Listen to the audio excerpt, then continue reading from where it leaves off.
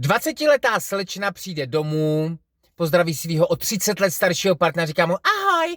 A on, ahoj, ježišmarja, co se ti stalo? Já jsem byla na zkrášlení, co říkáš na moje nové rty? Ježišmarja, ty to máš jak kačadloná, ty vole. A co to v obočí? Nelíbí se ti, nebo co? Ty to vypadá, jak kdyby pidi aboriginci ti hodili do ksichtu 2 malý buberanžičky. A co ty zasi? Hezký, že? Menší neměli? Máš jak pav prdel! A co to máš na sobě? Ty jsi po cestě zabila Yetiho? Ne, to je nejnovější kolekce kožichů. Není na kožich trošku pozdě? Ne, já jsem včera viděla na Instači svou oblíbenou influencerku, která to měla všechno takhle, jak to antičát.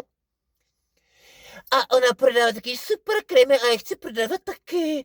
Ty vole, nic proti zkrášlování, jo? Ale ta influencerka, o které mluvíš, tak ta má i tvé povolené žárovky. A teď ona vytáhne telefona. A ona jim tak kouká. Tak co, líbí se ti? Ne! A ty tak čumíš? Doktor mi řekl, že mám bedlivě a každý den sledovat svůj vysoký tlak. Časím, že to neřeknu, baba pípa. Yeah.